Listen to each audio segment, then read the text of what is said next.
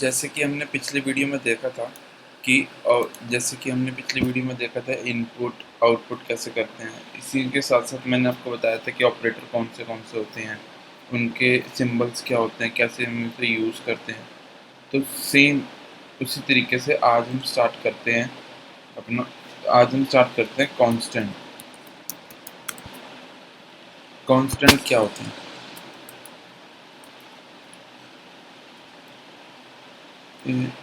Constant क्या होते हैं?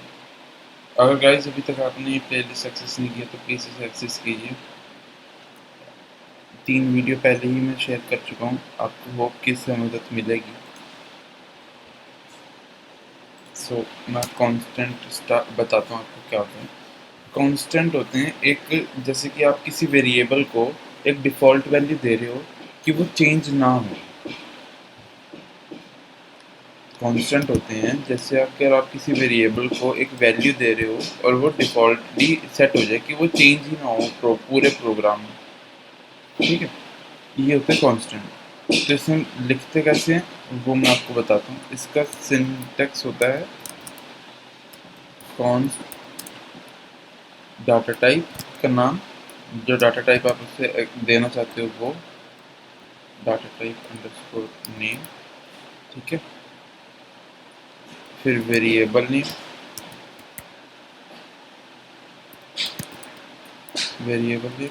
फिर उसकी जो वैल्यू होगी वो, जो उसको आपने वैल्यू साइन करनी है वो। ये होता है हमारा एक सिंपल सा सिंटैक्स। ठीक है, सो जो हमारा कॉन्स्ट होता है, ये कीवर्ड होता है हमारा, is the keyword is the keyword to make the variable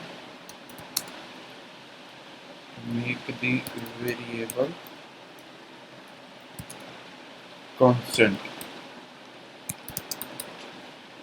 ठीक है गाइस, मतलब कि जो कांस्टेंट, ये वाला जो कीवर्ड हम यूज़ कर रहे हैं, ये हमारा क्या करता है, हमें कांस्टेंट डिक्लेयर करने में हेल्प करता है। ठीक है, तो यहाँ से हम अपनी कोडिंग देखते हैं सारी। इसको मैं कमेंट आउट कर दूँगा थोड़ी देर के लिए। अब एक एग्जांपल लेकर चलते हैं। ठीक है, एग्जांपल 1। इससे क्या होगा, ये मेरा कांस्टेंट, सॉरी ये मैंने किया कांस्टेंट इंट। पहले मैं अपनी सारी मेन चीज़ें लिख देता हूँ, हैश इंक्लूड। ये बहुत इंपॉर्टेंट फाइल है, जैसे कि अगर आपको ये नहीं पता तो आप यहाँ पे पहले की वीडियोस में जाके आप देख सकते हैं। इसमें मैंने सारी चीज़ें बताई हुई हैं। तो iOS स्ट्रीम, ठीक है, इसके बाद हम यूजिंग नेमस्पेस std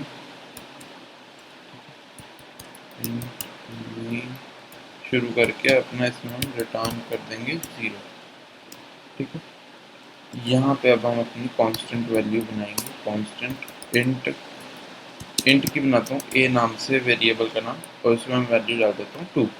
ठीक है, और फिर मैं इसको कर देता हूँ see out the value of A is, ये किया मैंने, इसको मैं मैसेज में डिस्प्ले करा के फिर ए को प्रिंट करा देता हूँ सिंपली। यहाँ मैंने ए प्रिंट कर दिया। अब मैं यहाँ पे करता हूँ a इक्वल्स टू 4। ठीक है, और यहाँ पे मैं सी आउट करता हूँ फिर से सेम लाइन। तो मैं कंट्रोल कॉपी प्लस पेस्ट कर दूँगा आलस। सो यहाँ पे value of A value after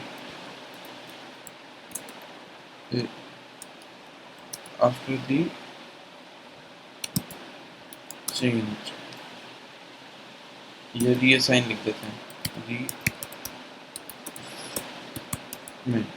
ठीक है, अब इसको मैं यहाँ पे रन करता हूँ। ये देखो, ये आ रहा है हमारा एरर। 3-4 एरर आ गए। किस वजह से? क्योंकि कांस्टेंट जो होते हैं वो कभी भी चेंज कर ही नहीं सकते। ये दोस्तों, अगर मैं इसे कमेंट आउट कर दूंगा, तो अगर मैं अब रन करता हूँ,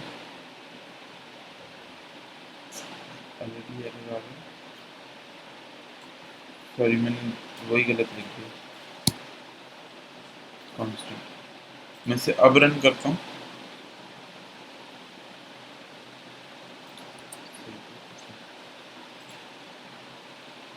गलती तो यार इंसान से हो ही जाती है, इस वजह से ऐसे थोड़ी सी गलती होगी उसमें से, इस वजह से। तो जैसे कि मैंने आपको बताया, the value of A is 2। मैं आपको यहाँ पे भी करके ये वाला भी दिखा देता हूँ। एरर फिर भी आएगा ही आएगा, क्योंकि कभी भी हम कांस्टेंट की वैल्यू रनिंग प्रोग्राम में चेंज कर ही नहीं सकते। ये देखो, यहाँ पे यार a=4 में ही एरर शो कर रहा है, तो हम ये कभी भी कांस्टेंट के साथ कर ही नहीं सकते। सो मैं यहाँ पे आपको लिख के बता देता हूँ कि after declaring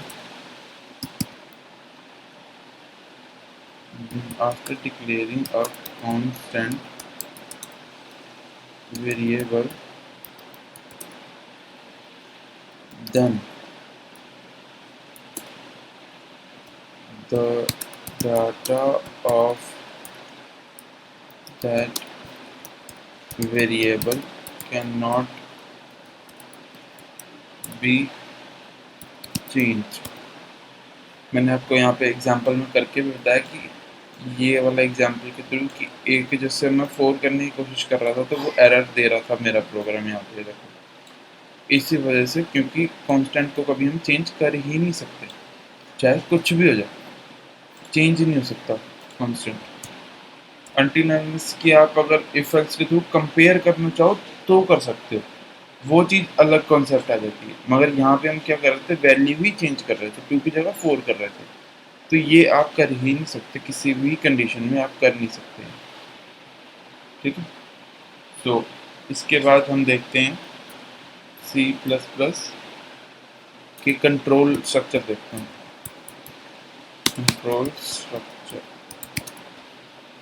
ठीक है, ये कंट्रोल स्ट्रक्चर क्या होते हैं हमारे? कंट्रोल स्ट्रक्चर हमारे 3 तरीके के होते हैं। पहला होता है हमारा सीक्वेंस होता है पहला हमारा।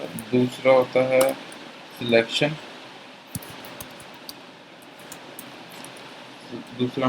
होता है। और थर्ड हमारा होता है लूप।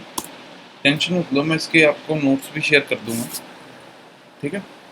ये होते क्या सीक्वेंस वाले? सीक्वेंस होता है कि जैसे ये मैंने नॉर्मल लिखा है प्रोग्राम, ये मेरा एक सेम एग्जाम्पल हो सकता है मेरा सीक्वेंस का भी, ठीक है।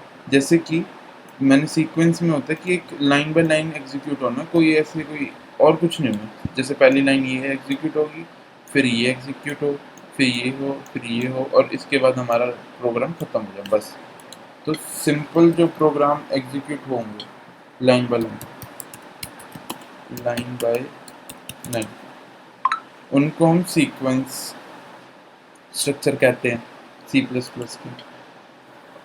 जहाँ पे हम कोई कंडीशन चेक करें,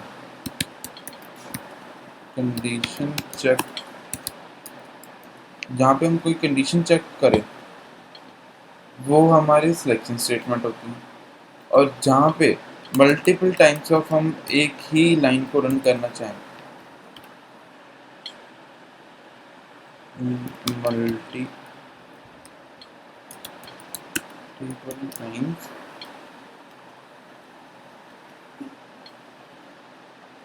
मल्टीपल टाइम्स एक ही लाइन को रन करना चाहे, उन्हें हम लूप कहते हैं, ठीक है। तो सबसे पहले हम देखते हैं कि सीक्वेंस लाइन बाय लाइन का एग्जांपल देखते हैं, ठीक है। तो मैं यहीं पर ही इसको स्पेस डाल के लिख देता हूँ, थोड़ा सा अच्छा रहेगा, ठीक है।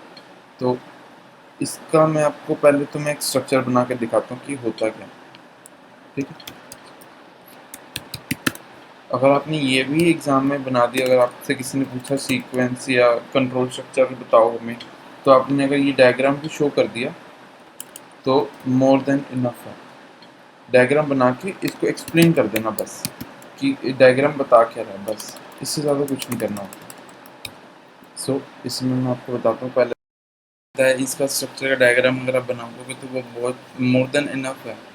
ठीक है, तो इसका पहले हम डायग्राम देख लेते हैं। इसमें क्या होता है, पहले जो होगी वो लाइन एंट्री करेगी, पहले तो सीक्वेंस में एंट्री करेगी, मतलब जैसे कि मैं इसमें आपको बताऊं तो ये हमारी एंट्री लाइन है, मेन के बाद ये हमारी एंट्री लाइन है। ठीक है, फिर इसके बाद हमने एक्शन देना शुरू कर देना है। एक्शन मतलब कि प्रिंट करना है, किसी को गेट करना है, किसी को आउटपुट शो करनी है, तो ये सारी वो एक्शंस हो जाएंगी। और जैसे ही ये एक्शन कंप्लीट होती है तो हमारा जो वो होगा प्रोग्राम, वो एग्जिट कर जाएगा। समझे ये किस हिसाब से चल रहा है? मतलब पहले हम एंट्री करते हैं किसी भी प्रोग्राम के अंदर, फिर उसके बाद उसका पहला जो उसकी टास्क होगी, लाइन बाय लाइन उसकी जो टास्क होगी वो परफॉर्म करते रहेंगे। ठीक है, फिर जैसे ही सारी टास्क खत्म हो जाएंगी तो उसके बाद हम उसको एग्जिट कर देंगे प्रोग्राम को। ठीक है, ये होता है हमारा सीक्वेंस सीक्वेंस स्ट्रक्चर। अब हमारी बारी आती है सिलेक्शन की। सिलेक्शन स्ट्रक्चर क्या होता है? ठीक है, मैंने आपको जैसे बताया कि कंडीशन चेक करता है हमारा, तो इसका डायग्राम हमारा होता है कि पहले तो यहाँ से एंट्री होती है। ठीक है, किसी भी कंडीशन को पहले वो देखता है कि कंडीशन ट्रू है कि नहीं। ठीक है, अगर तो ट्रू हुई तो वो अपना एक्शन टू परफॉर्म कर देगा। अगर हुई फॉल्स, एक मिनट लेता हूँ। ठीक है, अगर हुई फॉल्स तो वो एक्शन वन परफॉर्म करेगा। फिर जो भी होगा, अगर फॉल्स हुई तो एक्शन वन परफॉर्म करके एग्जिट कर जाएगा, अगर ट्रू हुई तो एक्शन टू परफॉर्म करके एग्जिट कर जाएगा। कोई एक कंडीशन परफॉर्म करेगा ही करेगा, उसके बाद ही एग्जिट होगा। ठीक है, ये होती है हमारी सिलेक्शन स्ट्रक्चर। अब हमारा आता है लूप का। लूप में क्या होता है कि मल्टीपल टाइम्स रन करता है। जैसे कि यहाँ से पहले हमारे लूप के अंदर एंट्री होती है। ठीक है, फिर हम उसमें कंडीशन चेक करते हैं हमारी। अगर तो कंडीशन ट्रू है तो वो एक्शन परफॉर्म करता रहेगा जब तक हमारी कंडीशन फॉल्स नहीं जाती। ठीक है, जब तक कंडीशन फॉल्स नहीं जाती, जब तक ये एक्शन परफॉर्म होता रहेगा मल्टीपल नंबर ऑफ टाइम्स। ठीक है, अगर तो हमारी कंडीशन होगी फॉल्स तो वो सीधा एक्शन टू परफॉर्म करके एग्जिट कर जाएगा। ठीक है, होप कि इतना समझ आया होगा आपको। तो इसी का ही अब हम एग्जांपल्स देखेंगे और इसके आगे का देखेंगे कि कौन सी चीज़ें होती हैं इसके अंदर। सो आइए देखते हैं।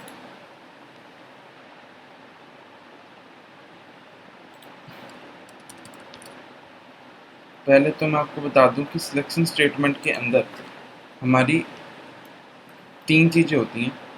पहला होता है हमारा इफ एल्स। ठीक है, इफ एल्स क्या करता है, जिससे कि हमारे पास अगर एक कंडीशन है चेक करने को, if there is only one condition to check. ठीक है, तो उसमें हम केस में हम इफ एल्स यूज करते हैं। इसका मैं सिंटेक्स आपको बता देता हूँ। ठीक है, इसका सिंटेक्स है इफ ब्रैकेट कंडीशन, जो भी आपको कंडीशन देनी है वो। ठीक है, उसके बाद ठीक है, उसके बाद यहाँ पे आपकी स्टेटमेंट आ जाएंगी। ठीक, जितनी भी स्टेटमेंट आप देना चाहो, ऐसे नहीं कि सिर्फ एक ही आती है, आप n नंबर ऑफ स्टेटमेंट्स यहाँ पे एग्जीक्यूट करवा सकते हो। ठीक है, अगर आपको ये कंडीशन अगर आपकी फॉल्स होती है तो हम एल्स में जाके अपनी जो डिफ़ॉल्ट कंडीशन है वो सेट करना चाहते हैं, वो हो जाए। यहाँ पे हमारी स्टेटमेंट टू हो गई। यहाँ पे भी आप n number of statements run करवा सकते हो, ये हमारी मर्जी होती है हम कितनी एक्शन परफॉर्म कराना चाहते हैं, इस वजह से। ठीक है, सो और हमेशा एक बात ध्यान रखना कि कभी भी एल्स के आगे कंडीशन नहीं आती, सिर्फ एल्स लिख के उसकी स्टेटमेंट एग्जीक्यूट कराते हैं, क्योंकि ये हमारा डिफ़ॉल्ट सिलेक्शन होता है। मतलब कि कोई अगर कंडीशन ट्रू नहीं हो रही तो हमारा ये एल्स पार्ट चलेगा ही चलेगा। ठीक है, इतनी बात हमेशा ध्यान रखना, एल्स में कभी कंडीशन नहीं आती। अब इसके बाद होता है हमारा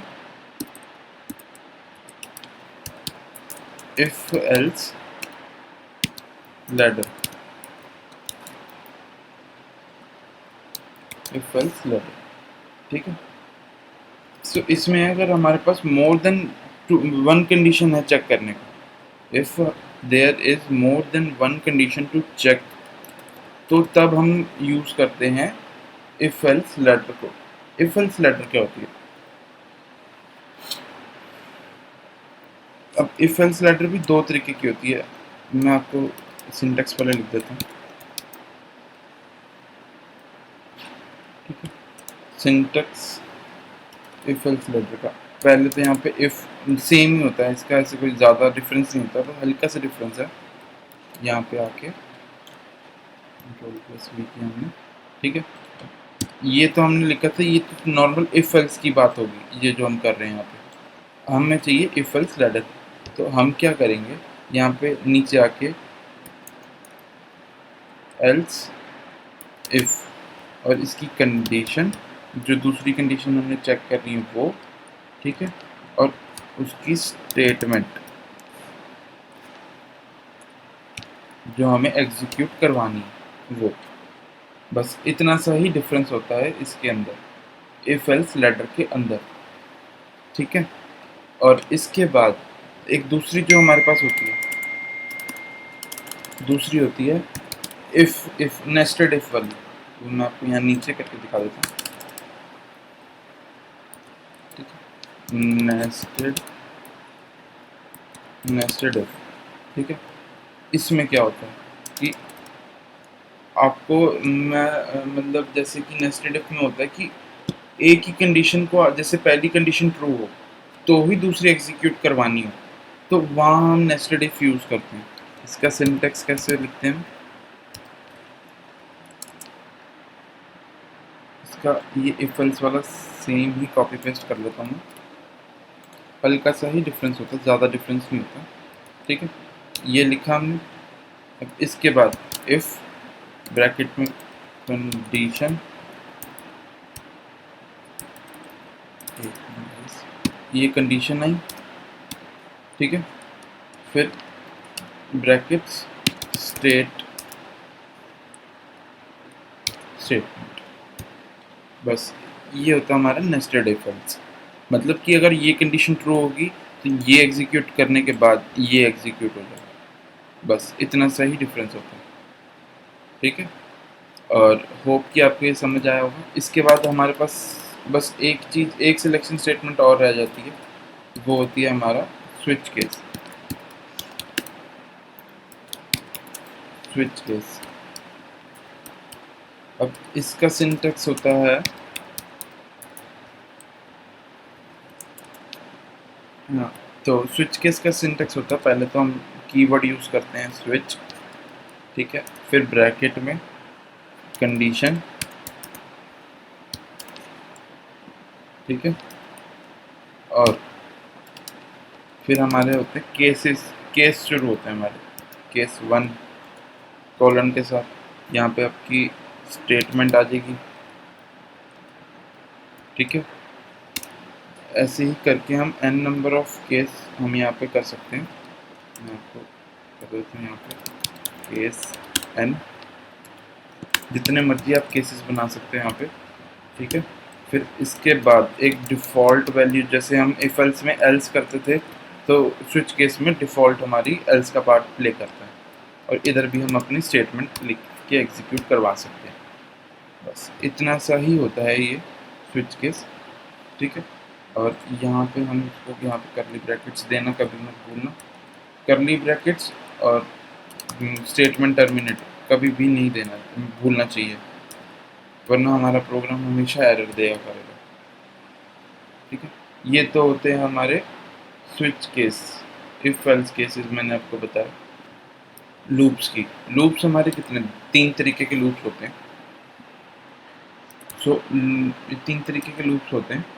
लूप्स हम नेक्स्ट क्लास में, नेक्स्ट वीडियो में देखेंगे लूप्स क्या होते हैं, उसके हम एग्जांपल्स के थ्रू उसको करेंगे। अभी सिर्फ यहाँ तक इफ एल्स तक ही आपको समझना चाहिए पहले, ठीक है। Thank you guys for watching this video. अगर अभी तक आपने ये प्लेलिस्ट एक्सेस नहीं किया तो प्लीज़ इसे एक्सेस कीजिए और वीडियोस देखिए। होप कि आपको इसमें समझ आएगी। मैं मतलब मैंने अच्छे से नोट्स प्रिपेयर करके इसको बनाया वीडियोस को, तो प्लीज़ एक बार चेकआउट ज़रूर करिए। So thank you guys for watching this video. We will meet in next video. Thank you guys.